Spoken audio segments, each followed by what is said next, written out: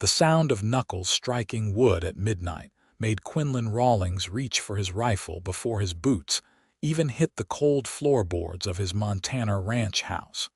His heart hammering against his ribs as he wondered what kind of trouble had found him in the middle of this October night in 1878. He moved through the darkness with the practiced silence of a man who had survived range wars and hostile territory, his weathered hands steady on the Winchester as he approached his front door. The knocking came again, softer this time, almost hesitant, and something about that uncertainty made him pause. Outlaws did not knock with such reluctance. Neither did men looking for a fight. "Who is there?" He called through the heavy oak, his voice carrying the authority of a man who had carved his 1,000 acres from unforgiving wilderness with nothing but determination and sweat. "Please." The voice that answered was feminine, strained with exhaustion and something deeper. "I need help. My horse threw a shoe 5 miles back, and I have been walking since sundown." Quinlan hesitated only a moment before sliding the bolt free.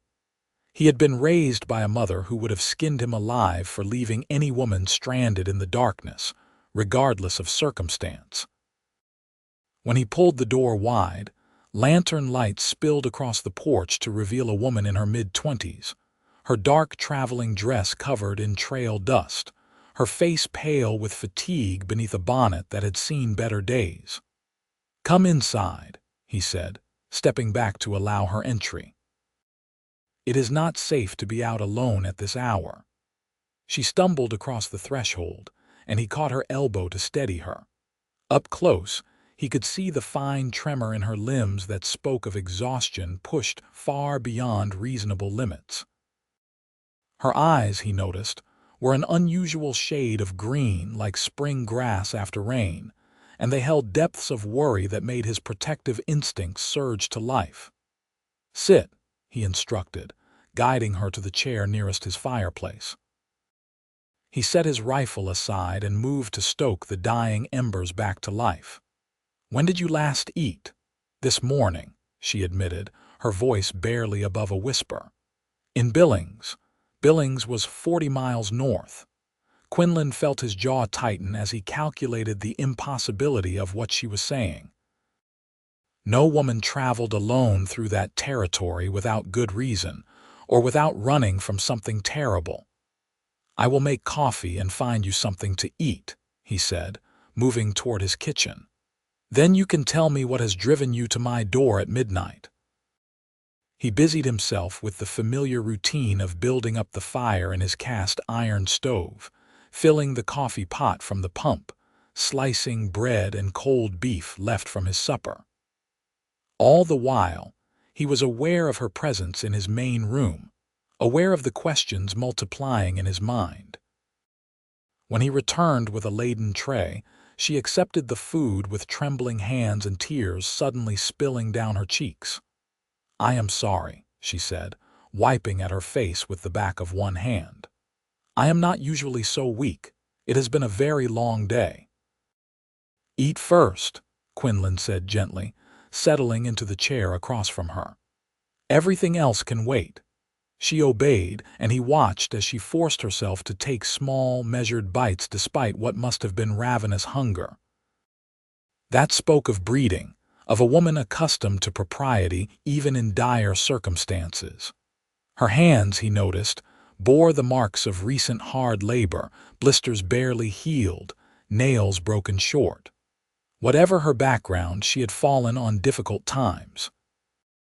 When she had finished most of the food and wrapped both hands around the tin cup of coffee as though drawing strength from its warmth, she finally met his eyes.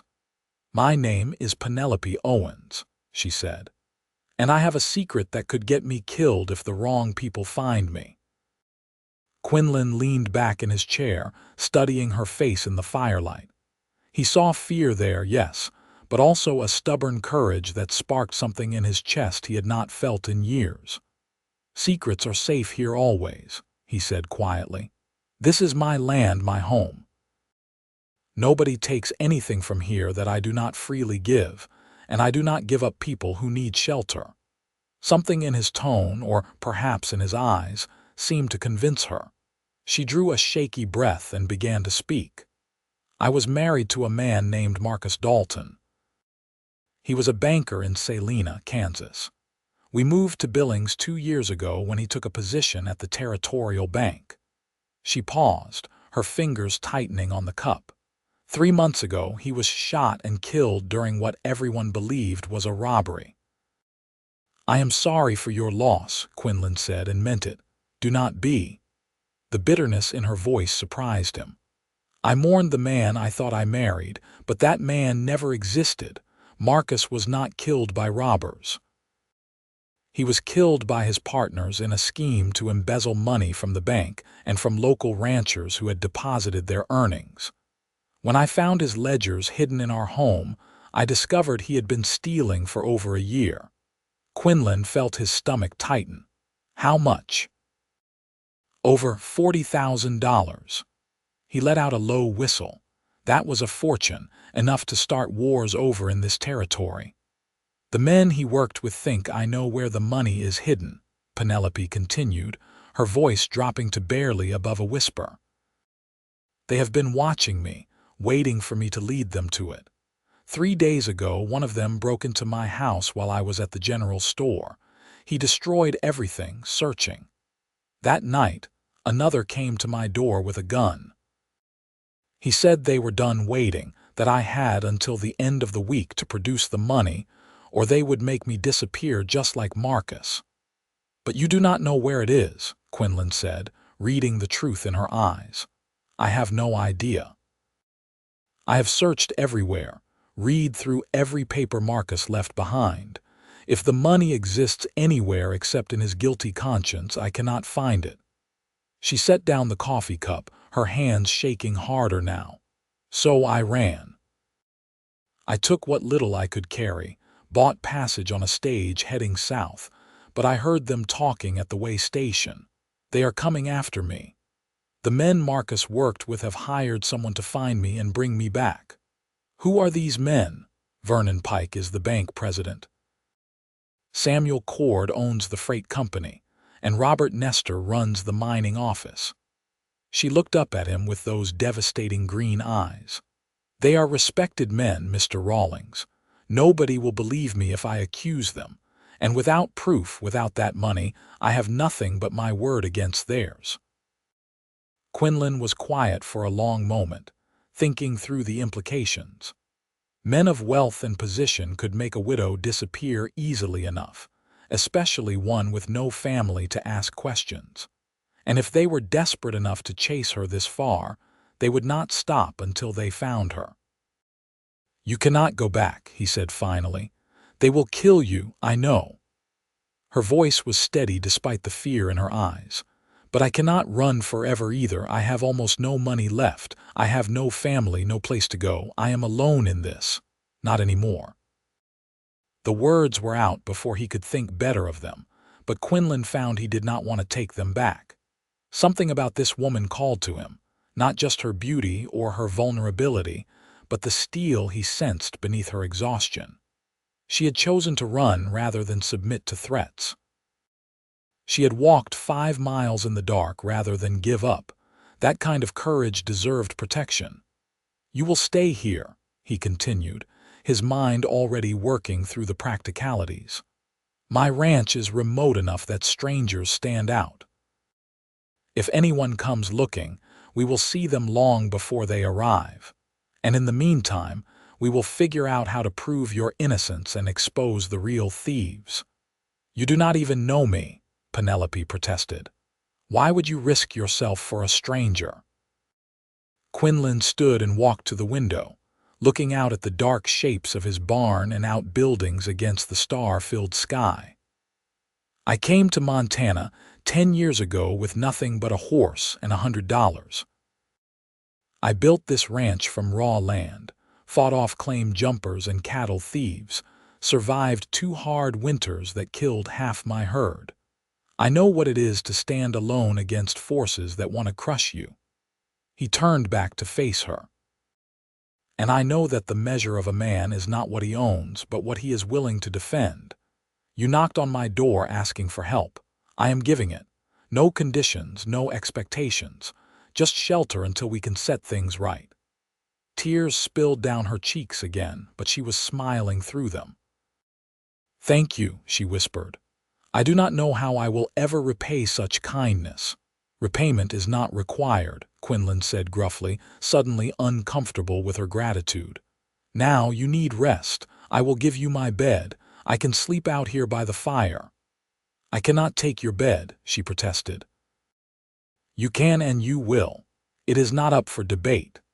The firmness in his tone must have convinced her because she nodded and allowed him to show her to his bedroom. It was a simple space, furnished with a bed frame he had built himself, a dresser, and a washstand. Penelope looked at it as though it were the finest hotel suite. "There are extra blankets in the chest if you get cold," Quinlan said from the doorway. "And the door has a bolt on the inside. Use it. You are safe here, but I want you to feel secure." "Thank you, Mr. Rawlings."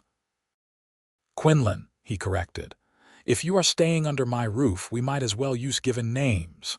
"Quinlan," she repeated, and he liked the way his name sounded in her voice. "Then you must call me Penelope." He nodded and closed the door, listening until he heard the bolt slide home. Then he returned to the main room and stood staring into the fire, wondering what he had just gotten himself into. The truth was, he had been alone on this ranch for too long. After his wife, Mary, died of fever 6 years ago, he had thrown himself into work, expanding his herd, building his reputation as one of the most successful ranchers in the territory. But success was cold comfort on winter nights when the wind howled through the eaves and the emptiness of the house pressed down on him like a physical weight. Now, with a mysterious widow sleeping in his bed and dangerous men possibly on her trail, Quinlan felt more alive than he had in years. It was reckless, probably foolish, but he could not bring himself to regret his decision. Something told him Penelope Owens had walked into his life for a reason, and he was not the kind of man to ignore such instincts.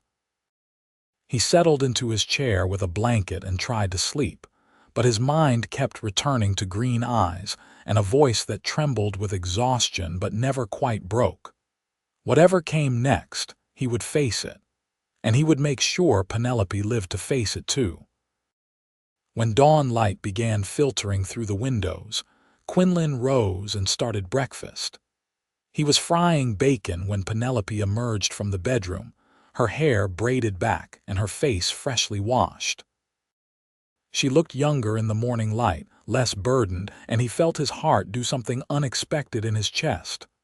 "Good morning," she said softly. "Can I help?" "You can set the table," he said, gesturing to the plates and utensils. "Coffee is fresh." They worked in companionable silence, and when they sat down to eat, Quinlan found himself stealing glances at her across the table. There was something about the way morning light caught in her hair, turning it auburn where he had thought it simply brown, that made his fingers itch to touch it. "Tell me about your ranch," Penelope said, spreading butter on a biscuit. "How many head of cattle do you run?" Quinlan launched into a description of his operation, surprised by how much he enjoyed having someone to talk to about his work. Penelope asked intelligent questions and seemed genuinely interested in the details of ranch management. As they talked, he learned that she had grown up on a small farm in Ohio, that she had met Marcus when he came through town as a traveling bank representative, that she had believed his promises of a better life in the growing Western territories. "I was so naive," she said with a rueful shake of her head. "I thought love was enough. I did not see the ambition in him, the willingness to compromise his integrity for wealth." "That is not your failing," Quinlan said firmly. "A man who lies to his wife, who puts her in danger through his own criminal acts, that is on him. Not you. She looked at him with such gratitude that he had to look away, focusing on his coffee to hide the flush he felt creeping up his neck. "What do we do now?" she asked after a moment. "I cannot simply hide here forever." "No," Quinlan agreed, "but we can buy time to think. First, I need to ride into town and send some telegrams. I have friends in Billings, men I trust. They can ask questions, find out what Pike and his associates are doing. If we are lucky, they have not yet connected you to this area. And if they have, then we deal with it." He met her eyes across the table. "I meant what I said last night. You are under my protection now. Anyone who wants to harm you will have to go through me first." The fierce determination in his voice seemed to reassure her. She nodded slowly, then stood and began clearing the breakfast dishes. Quinlan let her help, recognizing that she needed to feel useful, that too much coddling would only make her feel more helpless. An hour later, he saddled his bay gelding and prepared to ride to the small town of Riverside, 15 miles south. Before he left, he showed Penelope where he kept his spare rifle and demonstrated how to load and fire it. "I do not expect trouble," he said, "but I will not leave you defenseless. If anyone approaches while I am gone, you get inside, bar the door, and shoot first if they try to force entry. Questions can wait." "I understand." She held the rifle with a confidence that suggested she had handled firearms before. "Be careful, Quinlan." The sound of his name from her lips did something to his insides that he chose not to examine too closely. He simply nodded and swung into the saddle, urging his horse into an easy lope across the grassland toward town. Riverside was barely more than a wide spot in the trail, consisting of a general store, a saloon, a blacksmith, and a telegraph office that doubled as the post station. Quinlan tied his horse outside the telegraph office and went inside, where the operator, a wizened man named Chester, looked up from his desk with a gap-toothed grin.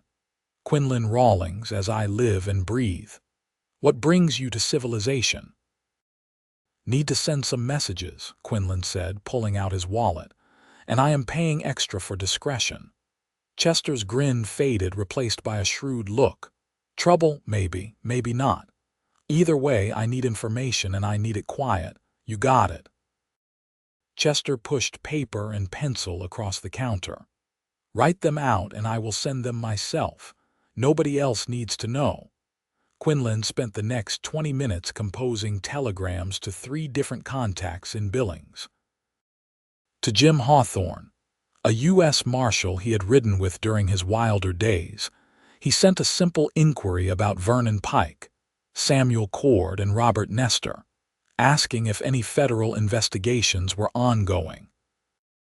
To Sarah Mitchell, who ran the boarding house where all the good gossip concentrated, he asked after the recent disappearance of Mrs. Penelope Dalton and what the town was saying.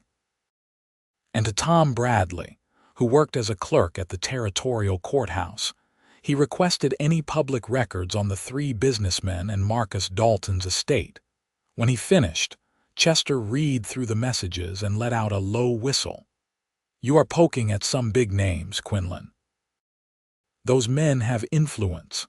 "So do I," Quinlan said mildly. "Just in different circles. How long for responses? Couple days, probably. I will send a rider out to your place when they come in." Quinlan paid the fees and added an extra $5 for Chester's silence. The old man pocketed it with a nod of understanding. Whatever his faults, Chester knew how to keep his mouth shut when properly motivated. Before heading back to the ranch, Quinlan stopped at the general store and purchased supplies. He bought extra flour, sugar, coffee, and canned goods, along with several bolts of fabric and a box of sewing notions. If Penelope was going to stay for any length of time, she would need proper clothing, and he had noticed her single dress was worn thin at the cuffs. Martha Green, who ran the store with her husband, raised her eyebrows at the fabric purchases, but said nothing beyond pleasantries about the weather and beef prices. Quinlan knew the questions would come later, but by then he would have a story prepared. He was loading the supplies onto his pack horse when a stranger rode into town. The man was in his 30s, lean and hard-looking, with the kind of eyes that never stopped moving. He wore a tied-down holster and moved with the careful precision of someone accustomed to violence. Quinlan felt every instinct come alert as the stranger tied his horse outside the saloon and glanced around the street with obvious purpose. Keeping his movements casual, Quinlan finished securing his packs and mounted up. He left town at an easy pace, taking the main trail south for a mile before cutting east across open grassland toward his ranch.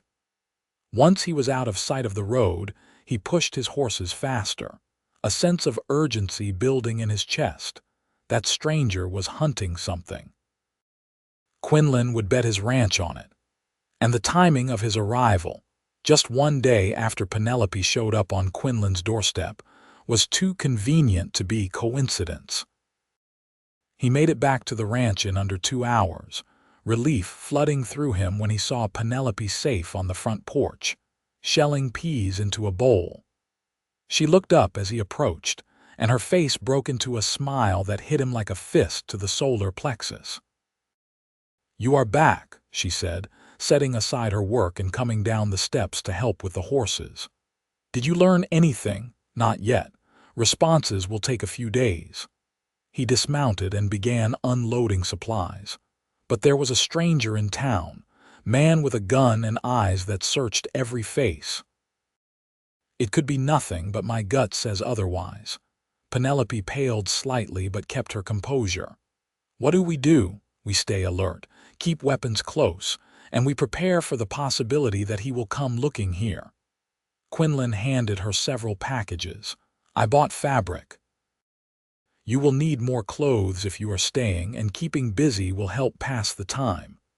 She looked down at the parcels in her arms, then back up at him with suspicion in her eyes. "How much did all this cost?" "Does not matter, Quinlan," he sighed. $30, give or take." "That is too much. I cannot accept this." "You can and you will. Consider it an investment in maintaining proper appearances." He softened his tone. "If anyone asks, you are a distant cousin come to help with the household. A woman in one worn dress would raise questions. A woman with a proper wardrobe is simply family helping family." Penelope bit her lip, clearly struggling between pride and practicality. Finally, she nodded. "Then I will earn my keep. I can cook, clean, mend, and keep accounts. Let me help run this ranch while I am here." "Deal," Quinlan said, offering his hand.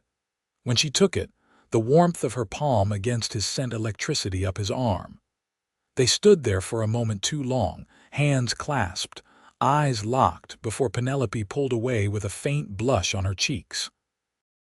"I should start dinner," she said, retreating toward the house with the packages clutched to her chest. Quinlan watched her go, then turned to tend his horses, trying to ignore the way his heart was racing. He had known this woman less than 24 hours. He had no business feeling this pull toward her, this desire to see her smile, to hear her voice, to simply be in her presence. She was a widow on the run, vulnerable and afraid, and he was giving her shelter. That was all. It had to be all. But even as he told himself this, he knew he was lying. Something had shifted in him the moment she walked through his door at midnight. Something fundamental and irreversible. And whether it was wise or foolish, he was going to see this through to whatever end awaited them. Over the next 3 days, they fell into an easy routine. Quinlan rose before dawn to tend the stock, while Penelope prepared breakfast and set the house to rights. They ate together, talking about everything and nothing, their conversations ranging from philosophy to farming techniques, to shared memories of childhoods that had been simpler, if not easier. Penelope proved to be an excellent cook and a tireless worker. She cleaned the ranch house from top to bottom, mended every piece of clothing Quinlan owned, and even helped him repair a section of fence that had been damaged during a recent storm. Working side by side, Quinlan found himself constantly aware of her presence. The way she hummed while she worked, the sound of her laughter when he told stories about mishaps with stubborn cattle, the sight of her standing at his stove, lit by late afternoon sun streaming through the window, looking for all the world like she belonged there. He was falling for her.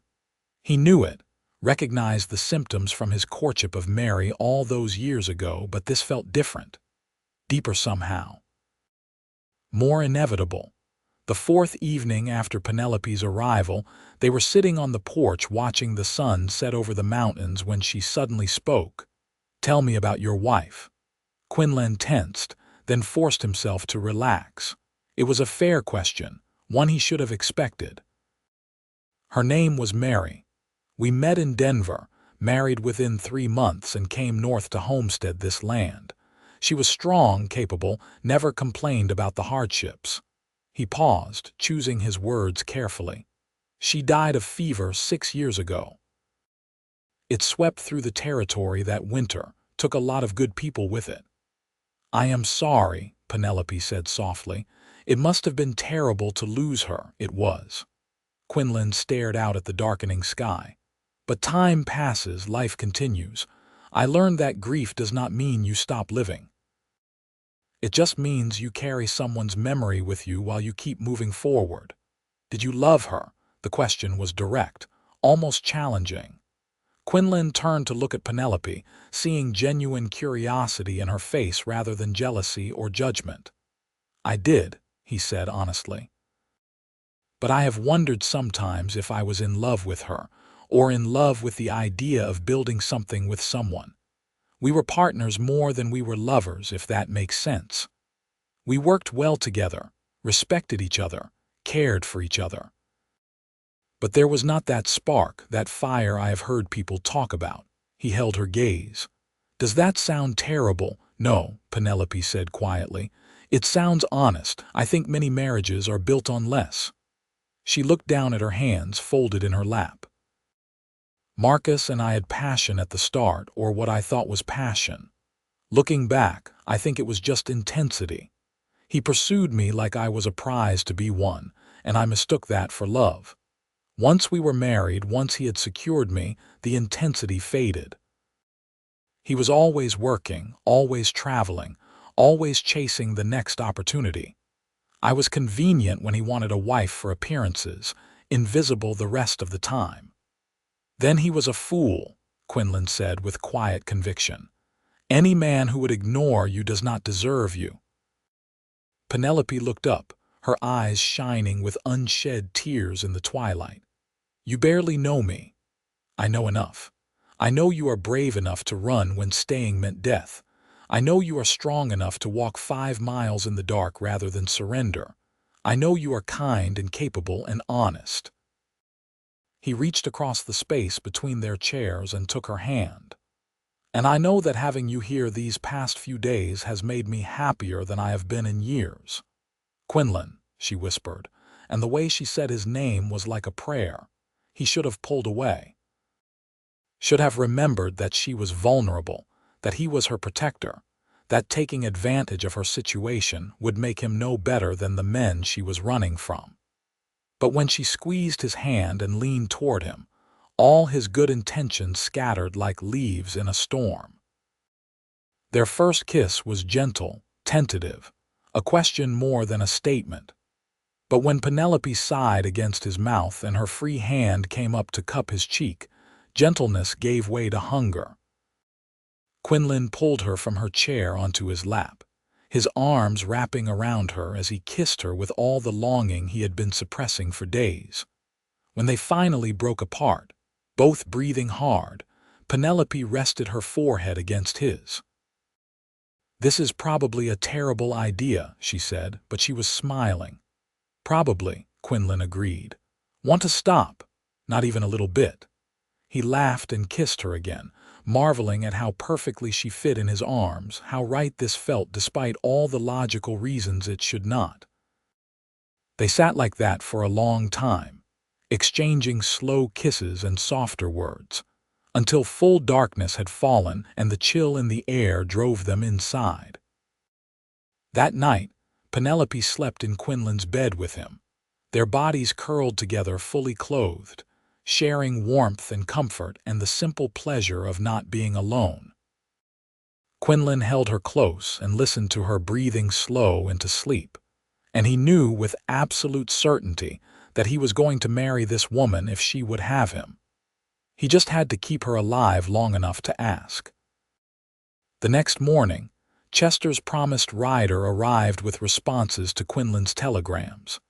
He read them at the kitchen table while Penelope looked over his shoulder, her hand resting on his back. Jim Hawthorne's message was brief, but illuminating. Vernon Pike, Samuel Cord, and Robert Nestor were indeed under federal investigation for bank fraud and embezzlement, but the case was moving slowly due to lack of physical evidence. Marcus Dalton had been their inside man, and his death had complicated matters considerably. The investigators knew about Penelope and believed she might have information about her husband's activities, but they also knew she was in danger from Pike and his associates. If Quinlan could keep her safe and produce evidence, the marshal's office would provide protection and ensure her safety. Sarah Mitchell's response was more gossipy, but no less useful. Penelope's disappearance had caused quite a stir in Billings. Officially, the story was that she had gone to stay with relatives in the East to recover from her grief. Unofficially, everyone knew Pike and his men were searching for her. 2 strangers had come through town asking questions, offering money for information about her whereabouts. One of them, Sarah noted, was a notorious bounty hunter named Clyde Riston, a man with a reputation for finding people who did not want to be found. Tom Bradley's message included copies of property records showing that Marcus Dalton had purchased a small claim in the mountains outside Billings shortly before his death. The purchase had been made quietly, through an intermediary, and was not listed in his official estate inventory. Quinlan set down the telegrams and looked at Penelope. That claim in the mountains, did Marcus ever mention it? She shook her head. I had no idea he owned any property beyond our house. That is where the money is, Quinlan said with certainty. It has to be. He bought a remote piece of land, probably with a cabin or a mine shaft, somewhere he could hide $40,000 without anyone knowing. Then we have to go there, Penelope said immediately. We have to find that money and turn it over to the authorities. It is the only way to prove I am innocent and to bring down Pike and the others. Going to Billings is dangerous. If this Riston fellow is as good as his reputation suggests, he will have people watching the roads. Then we do not take the roads. Penelope's eyes were bright with determination. You know this country, Quinlan. You can get us there through the back country, can you not? He could. It would take longer, would be harder, but it was possible. And she was right. Hiding indefinitely was not a solution. They needed evidence, needed to clear her name and end the threat hanging over her. It will be rough traveling, he warned. Cold nights, hard ground, limited supplies, and if we are caught out there, we will be on our own. I trust you, Penelope said simply. And I would rather die trying to clear my name than spend the rest of my life looking over my shoulder. Quinlan studied her face, seeing the steel beneath the soft beauty, and felt his respect for her deepen even further. All right, he said. We leave tomorrow at first light. Pack light and dress warm. We will travel fast and stay off the main trails. They spent the rest of the day preparing. Quinlan selected his 2 strongest horses and packed supplies for a week-long journey.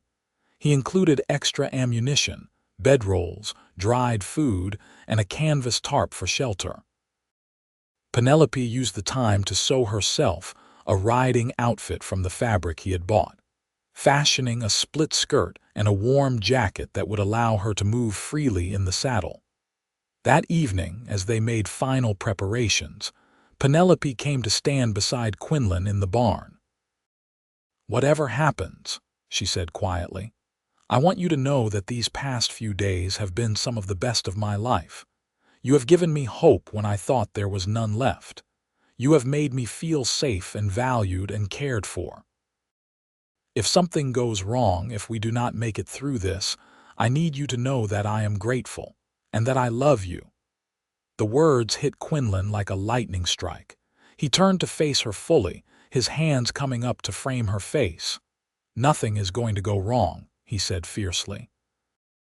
"We are going to find that money, clear your name, and come back here. And then I am going to marry you, Penelope Owens, if you will have me. I'm going to spend the rest of my life making sure you never have to be afraid or alone again. Do you understand me?" Tears streamed down her cheeks, but she was smiling. "Yes," she whispered. "Yes to all of it." He kissed her then, pouring everything he felt into that kiss, all his determination and hope and fierce, overwhelming love. When they finally broke apart, Penelope wrapped her arms around his waist and buried her face against his chest. "I love you too," Quinlan murmured into her hair. "More than I thought possible. You walked into my life at midnight and changed everything." They stood like that for a long moment, holding each other in the quiet barn, drawing strength from their connection. Then they returned to the house to spend one more peaceful night in Quinlan's bed before the journey ahead. They left the ranch before dawn, when the world was still wrapped in gray twilight and the air bit with the promise of coming winter. Quinlan led them northeast, away from the main roads, following game trails and creek beds through country he knew like the back of his hand. Penelope proved to be an excellent rider, keeping pace without complaint even as the hours stretched and the terrain grew more challenging. They spoke little during the day, saving their breath for the riding, but each evening when they made camp, they would sit close by the small fire Quinlan built and talk about their future. About the ranch and how Penelope wanted to start a vegetable garden come spring. About children and whether they wanted them. About all the small, ordinary hopes that made up a life together. On the third night, tucked together in their bedroll beneath the vast sweep of stars, Quinlan made love to Penelope with all the tenderness and passion he possessed. Afterward, as she lay drowsy and satisfied in his arms, he whispered promises against her temple about all the days they would have together, all the nights like this one. "I am going to build you a life so full of love that you forget what it was like to be afraid," he vowed. "You already have," she murmured back, and kissed him until the cold night air could not touch them. They reached the vicinity of Marcus's claim on the afternoon of the 5th day. According to the surveyor's description Tom Bradley had sent, the property was located in a narrow valley about 10 miles northeast of Billings, accessible only by a steep mountain trail. Quinlan approached carefully, keeping to the tree line and watching for any sign that they had been followed or that the claim was being watched. The cabin, when they finally found it, was a small, rough structure built into the hillside with a lean-to stable attached. It looked abandoned, with no smoke from the chimney and no horse in the corral, but Quinlan was not taking chances. He had Penelope wait with the horses while he circled the property, checking for tracks or any indication of recent visitors. Finding nothing, he motioned her forward. They dismounted and tied their horses out of sight in a grove of pines, then approached the cabin on foot. The door was locked with a padlock, but Quinlan made short work of it with his rifle butt. The heavy door swung open with a groan of neglected hinges. Inside, the cabin was dark and musty with disuse. As Quinlan's eyes adjusted, he could make out a single room furnished with a cot, a table, 2 chairs, and a pot-bellied stove. Cobwebs draped the corners, and a thick layer of dust covered every surface. If Marcus had hidden money here, he had not visited in months. They searched methodically, checking beneath floorboards, behind the stove, inside the mattress on the cot. Quinlan even climbed into the narrow loft to check the rafters. Nothing. The cabin was empty of everything except basic furnishings and mouse droppings. "It has to be here," Penelope said, frustration evident in her voice. "Why else would he buy this property?" Quinlan stood in the center of the room, thinking. "Because the claim is not just the cabin, it is the land. And on mining claims, that usually means there is a mine." They went back outside and began searching the hillside behind the cabin. It took nearly an hour, but eventually Penelope found it. A narrow opening half hidden by brush, barely wide enough for a man to squeeze through. The entrance to an old mine shaft, abandoned by whoever had dug it originally but recently cleared of debris. Quinlan lit a lantern and led the way inside, moving carefully on the uneven ground. The shaft went back about 30 feet before opening into a small chamber where the original miners had followed a vein of quartz. And there, stacked against the back wall in neat rows, were dozens of canvas bags marked with the territorial bank seal. "We found it," Penelope breathed, staring at the bags with wide eyes. Quinlan picked up one of the bags and felt the weight of coins inside. $40,000, just like you said. This is the evidence the marshals need. "Then we take it and we go," Penelope said. "The sooner we get this to the authorities, the sooner this nightmare is over." They were loading the money bags onto their horses when Quinlan heard it, the sound of multiple horses approaching through the trees. His blood turned to ice. "We have company," he said quietly, his hand dropping to his pistol. "Get behind the cabin, stay low, and whatever happens, do not show yourself unless I tell you to." "Quinlan, no. I will not hide while you face them alone. You will if you want to live through this." He gripped her shoulders, his eyes fierce. "That money is our evidence, which means protecting it and you is more important than pride. Please, Penelope, trust me." She hesitated, then nodded and moved quickly to take cover behind the cabin's far corner. Quinlan positioned himself in front of the building, rifle in hand, and waited. 5 men rode into the clearing.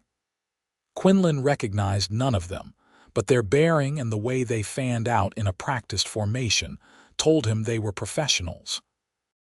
The man in the center, older than the others with graying hair and cold blue eyes, smiled when he saw Quinlan. "Well now," he said in a cultured voice that did not match his trail, dusty appearance. "You must be the rancher who has been hiding Mrs. Dalton. My name is Clyde Riston. I have been hired to find the lady and return her to Billings. If you step aside, this can all end peacefully." "The lady is not going anywhere," Quinlan said evenly. "And neither is the stolen money we found in that mine shaft. You can turn around and ride back to whoever hired you, or you can try to take what is not yours. Your choice." Riston's smile widened. "I admire your courage, friend, but you are outnumbered 5-1. There is no scenario where you win this fight. Maybe not.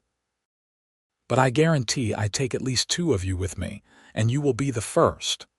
Quinlan leveled his rifle at Riston's chest. "The question is whether you are willing to die for Pike's money." For a long moment, nobody moved. The clearing was silent except for the soft stamping of horses and the whisper of wind through the pines. Quinlan could feel his heart pounding, could taste copper fear on his tongue, but his hands were steady on his rifle. Then, a new voice cut through the tension. "I suggest you gentlemen consider your positions very carefully." Everyone turned to see 3 men on horseback emerging from the trees on the opposite side of the clearing. The speaker wore a U.S. Marshal's badge on his vest, and the men with him carried rifles aimed at Riston and his companions. Jim Hawthorne, Quinlan said, relief flooding through him. Damned glad to see you. Got your telegram and figured you might need backup, Jim said, keeping his attention on Rastan.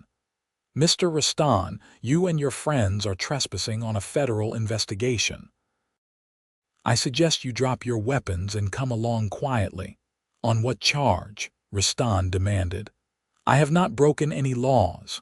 Attempted murder of a federal witness for starters, conspiracy to obstruct justice, and whatever else I can think of on the ride back to Billings.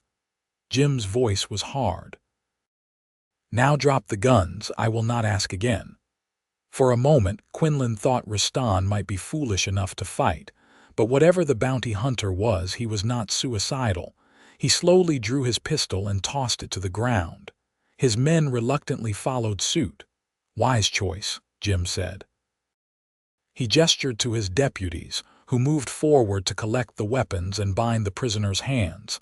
Then he looked at Quinlan. I assume you found the money in the mine shaft, exactly where we thought it would be. $40,000 in bank bags. Good. That will make the prosecutor very happy.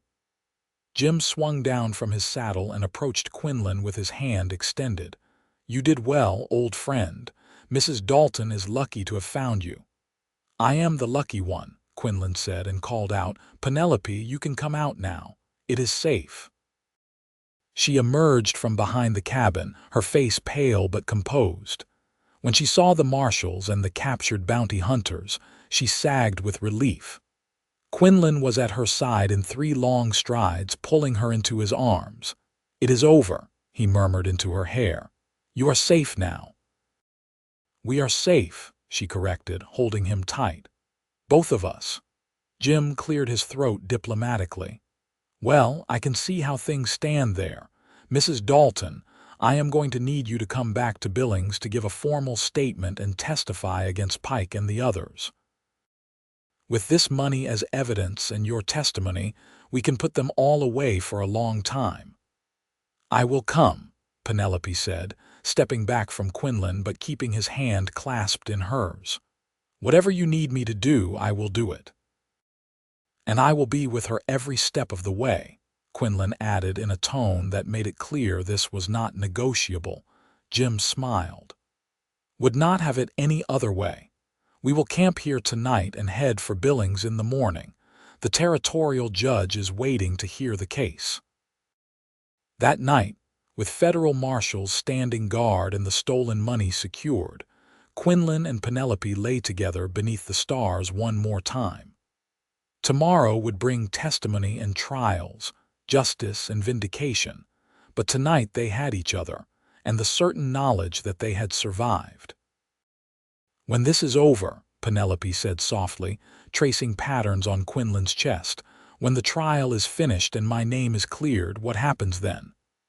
Then we go home to the ranch, Quinlan said firmly, and we start the life we talked about, the garden, the horses, all of it, and marriage. There was a teasing note in her voice, but also genuine hope. And marriage. As soon as possible. I am not giving you time to reconsider and realize you could do better than a rough rancher in the middle of nowhere. Penelope pushed up on one elbow to look down at him, her expression serious. Quinlan Rawlings, you are the best man I have ever known. You took in a desperate stranger in the middle of the night without question. You risked your life and your safety to protect me. You made me feel loved and cherished and valued every single day. There is no better than you. He pulled her down for a long, thorough kiss that left them both breathless. I love you, he said when they finally broke apart. I will love you for the rest of my life. And I love you, my midnight hero, my safe place. She rested her head on his shoulder. Thank you for opening your door that night. Thank you for knocking, he replied, and held her close until dawn. The trial in Billings took 3 weeks. Penelope testified about finding Marcus's ledgers, about the threats from Pike and the others, about her flight and everything that followed. Quinlan sat in the courtroom every day, a solid, reassuring presence that gave her strength. The stolen money was presented as evidence, Along with the ledgers Penelope had hidden in her belongings and documents, Tom Bradley had uncovered showing the pattern of embezzlement. Vernon Pike, Samuel Cord, and Robert Nestor were arrested and charged with multiple counts of bank fraud, embezzlement, and conspiracy to commit murder. Marcus Dalton's role was laid out in stark detail, but the prosecutor made it clear that Penelope had been an innocent party, victimized by her husband's criminal enterprise. When the verdict came down, all three men were found guilty and sentenced to lengthy prison terms. Clyde Riston and his associates received shorter sentences for their role in harassing Penelope. The day after the trial ended, Quinlan and Penelope were married in a simple ceremony at the Billings courthouse. Jim Hawthorne stood as witness, along with Sarah Mitchell, who had become a fast friend to Penelope during the proceedings. There was no fancy dress or elaborate celebration, just two people exchanging vows and rings, promising to love and honor each other for the rest of their days. "I pronounce you husband and wife," the judge said with a smile. "You may kiss your bride, Mr. Rawlings." Quinlan did not need to be told twice. He pulled Penelope into his arms and kissed her with all the love and joy he felt, not caring that they had an audience. When they finally broke apart, she was laughing and crying at the same time, her eyes shining with happiness. "Hello, husband," she said. "Hello, wife," he replied and kissed her again just because he could. They left Billings the next morning, riding south toward Montana and home. It was late November now, and the first snows had already fallen in the higher elevations. But Quinlan was not worried. His ranch was well stocked for winter, and the thought of spending the cold months snowed in with his new wife held considerable appeal. When they finally rode up to the ranch house 5 days later, Penelope let out a soft exclamation of delight. While they had been gone, someone had hung a banner over the door reading, "Welcome home." A note attached to it was from Quinlan's neighbors, the Johnson family, explaining that Jim Hawthorne had sent word of the wedding and they had wanted to do something to celebrate. "You have good neighbors," Penelope said, touched by the gesture. "We have good neighbors," Quinlan corrected, helping her dismount. "This is your home now, too." He carried her over the threshold despite her laughing protests, then set her down gently in the middle of the main room. The house was cold from having been empty for weeks, but it took only minutes to get a fire going in the hearth. Soon warmth was spreading through the rooms, and Penelope was hanging up her coat with the comfortable familiarity of someone who belonged. That night in their bed, Quinlan made love to his wife with reverent tenderness, learning every curve and hollow of her body, discovering what made her sigh and what made her cry out with pleasure. Afterward, as they lay tangled together in the darkness, Penelope spoke into the silence. "I was so afraid that night I knocked on your door, afraid that no one would help me, that I would die alone and forgotten. And instead I found everything I never knew I needed. I found home. I found love. I found you." Quinlan tightened his arms around her. "I had given up hoping for this. After Mary died, I thought my chance at happiness had passed. I was content to work and survive, but not to really live. You changed that. You brought light back into my life." "We saved each other," Penelope said softly. "That is what love does. It saves us from loneliness and fear and despair. It gives us a reason to be brave." "Then I will spend my life being worthy of your love," Quinlan promised. "Every day I will work to make sure you never regret knocking on my door at midnight." "I could never regret that," she said. "It was the best decision I ever made." They fell asleep like that, wrapped in each other's arms, warm and safe and completely at peace. Winter came in earnest a week later, burying the ranch under 3 feet of snow and isolating them from the outside world. But Quinlan and Penelope did not mind. They had each other, And that was enough. More than enough. Penelope threw herself into making the ranch house truly theirs. She sewed new curtains for the windows, braided rugs for the floors, and filled the shelves with preserves she made from the supplies Quinlan had stored in the root cellar. She learned to manage the livestock during the harsh weather, bundling up in layers of wool to help Quinlan break ice on the water troughs and carry feed to the cattle they had brought close to the barn. In the evenings, they would sit by the fire and talk for hours. Quinlan taught Penelope to play chess with a set carved from wood by his own hands. She taught him songs she had learned as a girl, and they would sing together while she played the old fiddle he unearthed from a trunk in the attic. On Christmas Eve, Quinlan presented Penelope with a gift he had been secretly working on for weeks: a carved wooden box with her initials inlaid in lighter wood on the lid. Inside, he had placed a deed to the ranch, newly updated to list both their names as owners. "This is your home," he said as she stared at the document with tears streaming down her face. "Not because you married me, but because you belong here.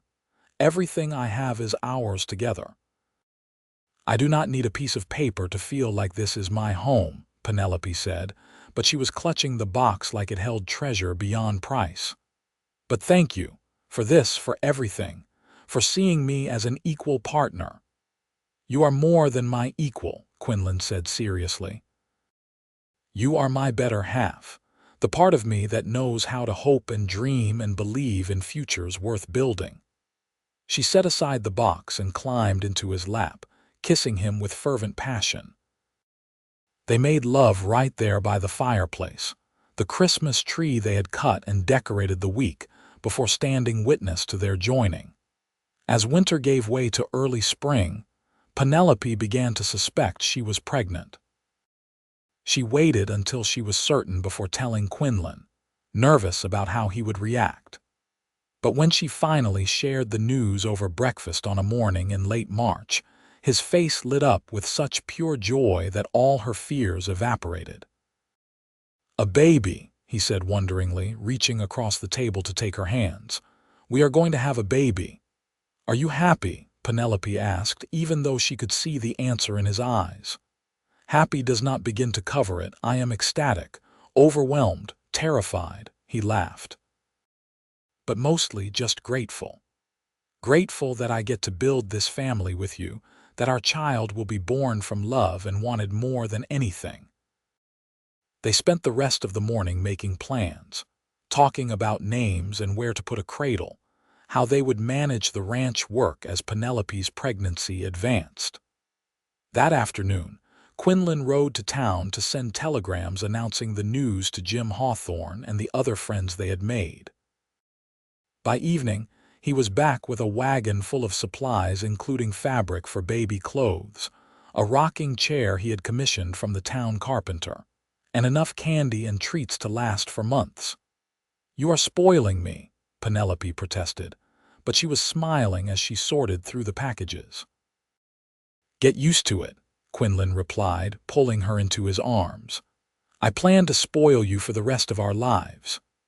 As spring bloomed across the Montana grasslands, Penelope's belly grew round with their child. She remained active despite Quinlan's hovering concern, insisting that she felt wonderful and that exercise was good for both her and the baby. Together, they planted the vegetable garden she had dreamed about, laying out neat rows of seeds that would grow into beans and carrots and squash. They repaired the corral fence and built an addition onto the barn to house the growing herd. In May, Sarah Mitchell came from Billings to stay for a few weeks, helping with the heavier household tasks and keeping Penelope company while Quinlan worked. The two women had become close during the trial, and Sarah's presence brought laughter and gossip and stories that made the days pass pleasantly. One evening, as the three of them sat on the porch watching the sunset, Sarah said, "You know, Penelope, when you first disappeared from Billings, everyone assumed the worst, that you had been killed or had run off with the stolen money. Nobody imagined you would find happiness instead." "I did not imagine it either," Penelope admitted, her hand resting on her swollen belly. "I thought my life was over. I thought the best I could hope for was survival, but I found so much more than that." "Because you were brave enough to knock on a stranger's door at midnight," Quinlan said, reaching over to clasp her hand. "And stubborn enough to trust me when I said secrets were safe." "And you were good enough to mean it," Penelope replied. "Not every man would have opened his door. Not every man would have risked so much for someone he did not know." "I think you were always meant to find each other," Sarah said with a romantic sigh. "Some things are just destiny." Quinlan caught Penelope's eye and they shared a smile. Whether it was destiny or chance or just extraordinary luck, they had found each other in the darkness and built something bright and lasting. That was miracle enough. Their son was born on a warm evening in late June. Penelope labored through the afternoon and into twilight, with Sarah and the midwife from town attending her while Quinlan paced the length of the porch outside, wearing a track in the wooden boards. When he finally heard the thin, indignant wail of a newborn, he nearly fell over with relief. Sarah emerged with a huge smile on her face. "You have a son, Quinlan, a big, healthy boy with his father's strong lungs, and Penelope is doing wonderfully. You can go in now." Quinlan entered the bedroom to find Penelope propped up against pillows, looking exhausted but radiant, with a tiny bundle cradled in her arms. When she looked up and smiled at him, he felt his heart crack wide open with love. "Come meet your son," she said softly.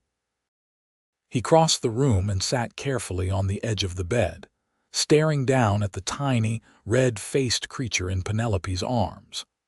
The baby had a shock of dark hair and eyes that were still unfocused, but would likely be green like his mother's.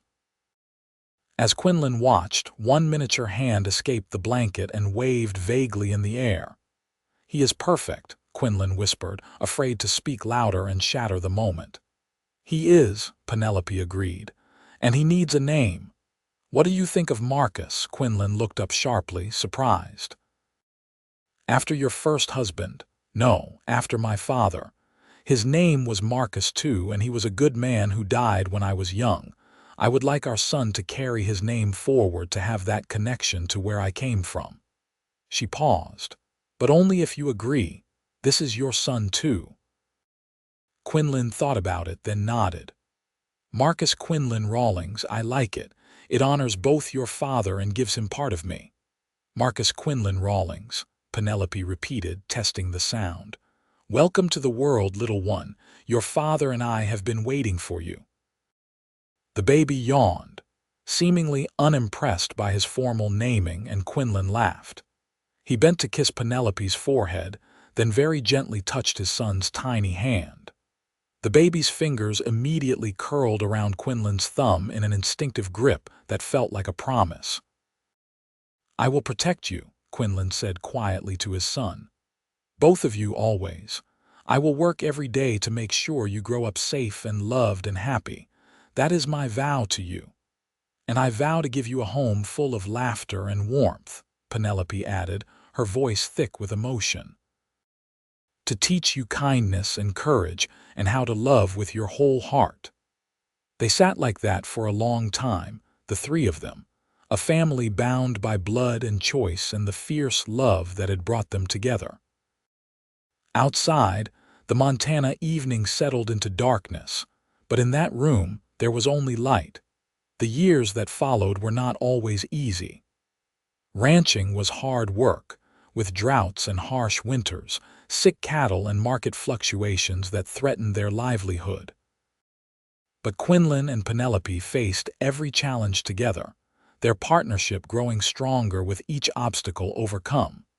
Marcus grew into a sturdy, curious boy with his mother's quick mind and his father's steady temperament. When he was 3, they had a daughter they named Clara, who proved to have her father's stubbornness and her mother's determination. 2 years later came another boy, Thomas, who was quiet and thoughtful and loved animals more than anything. The ranch prospered under their joint management. Penelope proved to have a head for business, managing their accounts and negotiating contracts with buyers that consistently got them better prices. Quinlan expanded the herd and improved his breeding program, building a reputation for quality cattle that spread throughout the territory.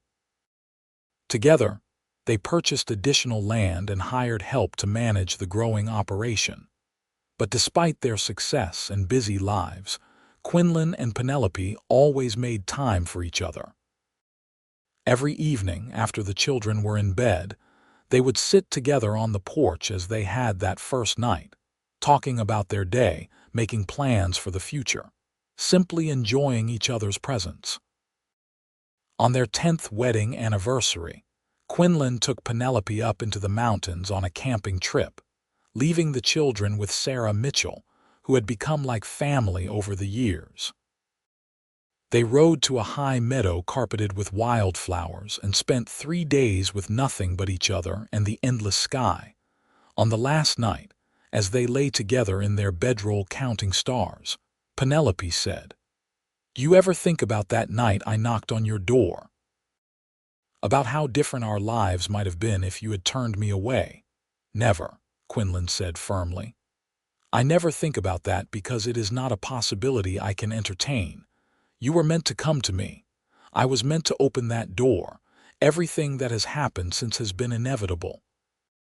"So you believe in destiny now," Penelope teased. "I believe in you. I believe in us." He rolled onto his side to face her, his hand coming up to cup her cheek. "I believe that love is the most powerful force in existence, and that when two people truly find each other, nothing can keep them apart." "That is a very romantic philosophy for a practical rancher," Penelope said, but she was smiling.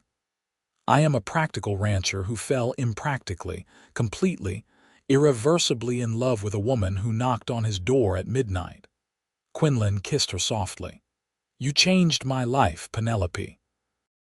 You gave me purpose and joy and a reason to believe in tomorrow. I will never stop being grateful for that. And you gave me safety when I thought I had none. You gave me love when I had forgotten what it felt like. You gave me a home and a family and a life worth living." She kissed him back, deeper this time. "We saved each other, remember? That is what we do." They made love there under the stars, their bodies moving together with the practiced ease of long familiarity but the passion of new lovers. And when they finally fell asleep, still tangled together, they both smiled in their dreams.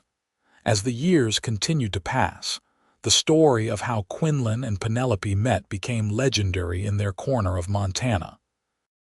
People spoke of the widow who knocked at midnight seeking refuge, and the rancher who opened his door without hesitation and ended up finding love. Their children grew up hearing the story, understanding that their very existence was built on an act of courage and compassion in the darkest hour.